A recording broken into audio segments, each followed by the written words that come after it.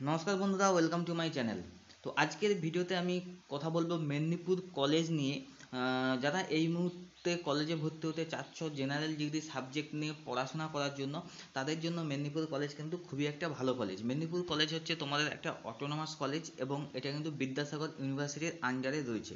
তো এই কলেজে কি কি সাবজেক্ট নিয়ে পড়াশোনা করতে পারবে, কি এলিজিবিলিটি ক্রাইটেরিয়া রয়েছে, তোমাদের কত টাকা খরচ হতে পারে, তো এইগুলো নিয়ে কিন্তু আলোচনা করব।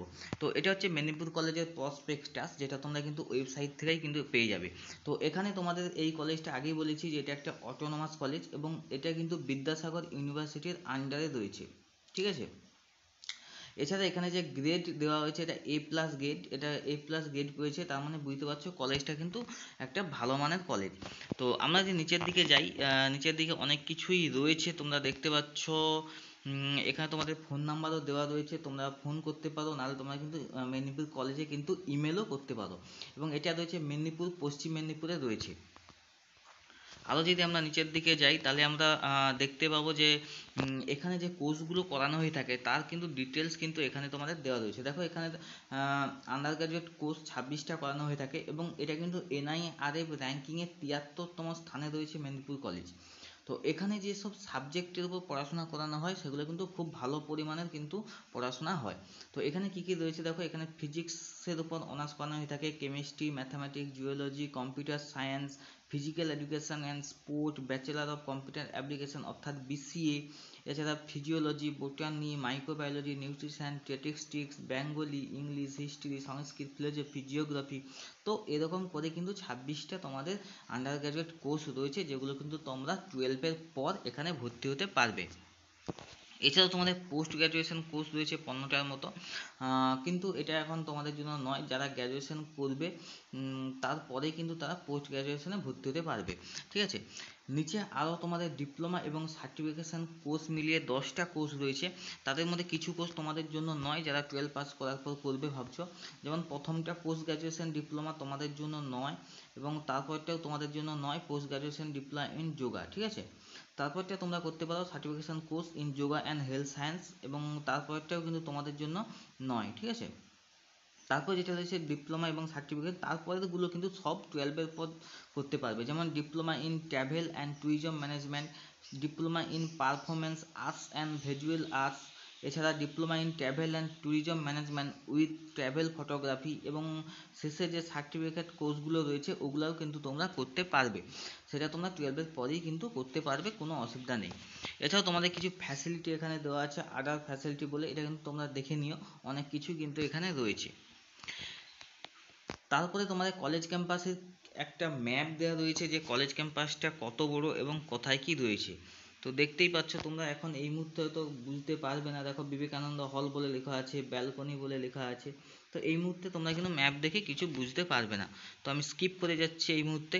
এবার আমাদের যেটা জানার সেটা হচ্ছে অ্যাডমিশন প্রসেস কবে থেকে শুরু হবে, তো সেখানেই আমরা চলে যাব। তো এখানে আবার একবার দিয়েছে কী কী কোর্স অফার করা হয়ে থাকে। আচ্ছা, এখন দেখে নিই আমরা ইনটেক ক্যাপাসিটি, কত স্টুডেন্ট এখানে ভর্তি হতে পারবে, ঠিক আছে। তো দেখো প্রথমে যেটা রয়েছে ফিজিক্সে রয়েছে, দেখো ফিজিক্সে তোমাদের কিন্তু এখানে দেখো, এখানে কিন্তু দুটো শিফটে পড়াশোনা করানো হয়ে থাকে, একটা মর্নিং শিফট, একটা ডে শিফটে। তো ফিজিক্সের জন্য মর্নিংয়ে 50টা সিট রয়েছে এবং দিনের বেলায় 50টা সিট। এবং তার যে এলিজিবিলিটি ক্রাইটেরিয়া তোমাদের রয়েছে 60% মার্কস ইন এগ্রিগেট লাগবে কিন্তু, অর্থাৎ টোটাল 60% মার্কস তোমাদের লাগবে 12-এ। কেমিস্ট্রিতেও রয়েছে দেখো 50টা সিট, এখানেও 60% লাগবে। বোটানিতে তোমাদের 30টা করে সিট রয়েছে, 30টা মর্নিং এবং 30টা দিনের বেলা। এখানে কিন্তু তোমাদের 55% মার্কস কিন্তু এখানে তোমাদের লাগবে, এরকম করে দেওয়া আছে। ম্যাথামেটিক্সে দেখো দেওয়া আছে 60 মর্নিং এবং 60 দিনের বেলা, এখানে 60% কিন্তু নাম্বার তোমাদের লাগবে। ইংলিশে দেওয়া আছে তোমাদের, ইংলিশে মর্নিংয়ে কোনো সিট নেই, কিন্তু দিনের বেলা সিট 70টা সিট রয়েছে, এখানে 60% মার্কস লাগবে। বেঙ্গলিতে আবার সকালে কোনো সিট এখানে অ্যাভেলেবেল নেই বেঙ্গলিদের জন্য, এখানে দিনের বেলা রয়েছে 60টা সিট, এখানে কিন্তু 50% মার্কস লাগবে। তো এইরকম করে কিন্তু তোমাদের সিট ক্যাপাসিটিগুলো তোমাদের এখানে দেওয়া রয়েছে, তোমরা একটু ভিডিওটা স্কিপ করে কিন্তু দেখে নেবে। এখানে অনেক কিছুই রয়েছে। দেখো এখানে স্ট্যাটিস্টিক্স রয়েছে, হিন্দি রয়েছে, নিউট্রিশন রয়েছে, এগুলো কিন্তু তোমাদের রয়েছে। এবং শেষে বলেছে যে 5% এগ্রিগেট রিল্যাক্স রিজার্ভেশন দেওয়া হয়েছে যারা কিন্তু কাস্ট ক্যাটাগরির মধ্যে রয়েছে। তো ইনটেক ক্যাপাসিটি আমরা জেনে নিলাম। এবার আমরা চলে যাচ্ছি নিচের দিকে যে কবে থেকে অ্যাডমিশন প্রসেসটা শুরু হবে। তো ওটাই আমাদের মেন জিনিস। এই যে এখানে এসে গেছি আমরা। দেখো অনলাইন অ্যাডমিশন কিন্তু অলরেডি শুরু হয়ে গেছে। 12/5/2024 থেকে চলবে এবং শেষ তারিখ রয়েছে 31/5/2024। তাহলে 31/5/2024-এর মধ্যেই কিন্তু তোমরা ফর্ম ফিল আপটা করে নিও, নাহলে কিন্তু আর এই কলেজে ভর্তি হতে পারবে না। এবং 31 তারিখের পর 2/6/2024-এ একটা প্রভিশনাল মেরিট লিস্ট কিন্তু ওরা বের করবে। তারপর complaints regarding provisional merit list 3/6/2024, 4/6/2024 দুদিন সময় দিয়েছে। তারপর ফাইনাল মেরিট লিস্ট দুপুরে বের করবে 6/6/2024, একদম ফাইনাল মেরিট লিস্ট, ঠিক আছে। তারপরে দেখো first list of admission, second list of admission, এরকম করে কিন্তু আরও 3-4টা পদ্ধতি রয়েছে। এবং একদম শেষে যেটা রয়েছে দেখো 13 নম্বরে রয়েছে একদম শেষ পর্যায়ে, যেটা তোমাদের ভর্তি হওয়ার পর ডকুমেন্ট ভেরিফিকেশান করতে হবে, সেটা হচ্ছে 28/6/2024 এবং 29/6/2024, এই দুদিন। এবং একদম 15 নম্বরে যেটা দেওয়া আছে সেটা হচ্ছে তোমাদের 3/7/2024 থেকে কিন্তু ফাইনাল ক্লাস শুরু হবে, ঠিক আছে। তো যারা যারা ভর্তি হতে চাও অবশ্যই কিন্তু ভর্তি হও। এবং এখানে তোমাদের একটা জিনিস বলে রাখি, এটা কিন্তু একদম মেরিট বেস। তোমাদের 12-এ যেটা পড়বে সেটাই 12-এ যে নাম্বারটা পাবে তার উপর ভিত্তি করেই কিন্তু তোমাদের মেরিটটা তৈরি হবে, ঠিক আছে। এবং এখানে যে ফর্ম ফিল আপের ফি রয়েছে সেটা কিন্তু তোমাদের কিন্তু 200 টাকা, তোমাদের কিন্তু 200 টাকা দিয়ে ফর্ম ফিল আপ করতে হবে। আচ্ছা, এরপর আরও নিচের দিকে কি দেওয়া আছে দেখি। নিচের দিকে আরও তোমাদের টোটাল সিট সম্বন্ধে আরও ভালো করে দেওয়া আছে, তোমরা কিন্তু ডাউনলোড করতে পারো মেদিনীপুর ওয়েবসাইটে গিয়ে, মেদিনীপুর কলেজের ওয়েবসাইটে গিয়ে। আচ্ছা, এখানে এবার জেনে নিই যে তোমরা যে কোর্সটা করতে এখানে ভর্তি হবে সেখানে তোমাদের 4 বছরে কত টাকা খরচ হবে। দেখো এখন কিন্তু তোমাদের গ্র্যাজুয়েশন ডিগ্রি 4 বছরের হয়ে গেছে, আগে কিন্তু 3 বছরের ছিল। তো এখন কিন্তু 4 বছরের কিন্তু এখানে করে দেওয়া হয়েছে। তো আমি কিছু বলবো কত টাকা খরচ হবে, বেশি কিন্তু এখানে ভিডিওতে বলা যাবে না।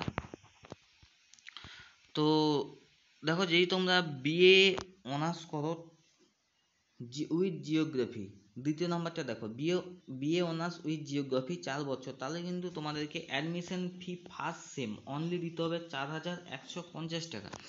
তারপরে যে দিতে হবে যে টোটাল কস্ট, টোটাল 8 সেমিস্টার মিলে সেখানে কিন্তু তোমাদের দিতে হবে 28,400 টাকা। বুঝতে পারছো, তোমাদের 4 বছরে কিন্তু টোটাল 28,400 টাকা খরচ হবে, হোস্টেল ফিস বাদ দিয়ে কিন্তু এখানে, ঠিক আছে। এটা তোমাদের মাথায় রাখতে হবে। এছাড়া আমরা যদি একটু ম্যাথামেটিক্সের দেখি, ম্যাথামেটিক্স এখানে আমরা দেখতে পাচ্ছি, এই দেখো ম্যাথামেটিক্সের এখানে 4 বছরের প্রথম সেমিস্টারে 4,350 টাকা নেবে এবং বাকি টোটাল 8টা সেমিস্টার মিলে কিন্তু 30,000 টাকা খরচ হবে। খুবই কম খরচ। তোমরা জেনারেল ডিগ্রি লাইনে পড়লে কিন্তু তোমাদের খরচটা কম হবে, ঠিক আছে। এরকম করে আরও অনেকের কিন্তু দেওয়া আছে, তোমরা কিন্তু একটু দেখে নিও। Hindi education, yoga, tourism education. আচ্ছা, tourism and aviation management honours করলে কিন্তু তোমাদের 41,250 টাকা খরচ হবে। এটাই যদি তোমরা প্রাইভেট কলেজ থেকে করো সেটা কিন্তু প্রচুর টাকা খরচ হবে। এরপরে যদি আমি এরপর আছে দেখো Medinipur college autonomous fee structure of boys hostel. এখানে বেশি কিছু বলবো না, তোমরা একটু দেখে নাও। দেখো এখানে যেটা দেওয়া আছে, অ্যাডমিশন চার্জ লাগবে 100 টাকা, কশন মানি 1000 টাকা, সেশন ফিস করে ডেভেলপমেন্ট ফি, এস্টাবলিশ ফি, স্পোর্টস ফি, এরকম কিছু তোমাদের রয়েছে, এগুলো কিন্তু তোমরা একটু দেখে নেবে। তারপর তোমাদের এখানে রয়েছে হোস্টেল চার্জ কত লাগবে, তার মধ্যে সিট রেন্ট, ইলেকট্রিক চার্জ, আদার চার্জ, এরকম করে দেওয়া আছে এবং শেষে ফুড চার্জ 1100 টাকা। তো এরকম করে কিন্তু তোমাদের এই খরচটা লাগবে, তোমরা একটু দেখে নেবে। তারপর আছে দেখো fee payable at the time of অ্যাডমিশনের সময় তোমাদের কত টাকা দিতে হবে আমি আগেই বলেছি, আবারও এখানে বলে দিচ্ছি। অ্যাডমিশন চার্জ 100 টাকা, কোশন মানি 1000 টাকা, সেশন চার্জ 3,300 টাকা এবং হোস্টেল চার্জ 1 মাসের জন্য 1025 টাকা। টোটাল কিন্তু 5,425 টাকা কিন্তু এখানে তোমাদের খরচ হবে। এরপর আশা করি গার্ল হোস্টেলের কথা দেওয়া আছে। হ্যাঁ দেখো, এখানে গার্ল হোস্টেলও দেওয়া আছে, কত টাকা খরচ হতে পারে একদম ডিটেলসে কিন্তু এখানে দেওয়া আছে, তোমরা কিন্তু এটা দেখে নেবে। এরপরে যদি আমি নিচের দিকে চলে যাই, সাইলেন্ট ফিচার্স, কী কী ফিচার্স তোমাদের আছে সেটাই দেওয়া আছে। ইকো ফ্রেন্ডলি কলেজ ক্যাম্পাস, এছাড়া research centre, 7 multi storage academic building, hostel, department library, playground, multi gym, college campus, lighting by solar device, অনেক কিছু কিন্তু এখানে তোমরা ফ্যাসিলিটি পাবে এই কলেজে কিন্তু ভর্তি হলে। তো খুবই একটা ভালো কলেজ, আমি বলবো তোমরা কিন্তু ভর্তি হতে পারো। তো আরও দেখি এখানে কি কি দেওয়া আছে নিচের দিকে, যদি কিছু তোমাদের জানার হয় তাহলে আমি বলে দেবো। এই মুহূর্তে তেমন কিছু দেখতে পাচ্ছি না, অনেক কিছুই দেওয়া আছে, তোমরা দেখে নেবে। এবার এখানে দেখো স্টাফ কী কী কজন প্রফেসর রয়েছে, এগুলো কিন্তু সব ডিটেলস রয়েছে, ঠিক আছে। তো যারা এই কলেজে ভর্তি হতে চাও অবশ্যই কিন্তু তোমরা 31 তারিখের মধ্যে ফর্ম ফিল আপ করে নিও। আর যদি কিছু জানার থাকে অবশ্যই তোমরা কিন্তু আমাকে ডেসক্রিপশানে কিন্তু মেসেজ করতে পারো, আমি কিন্তু মেসেজে উত্তর দেওয়ার চেষ্টা করব।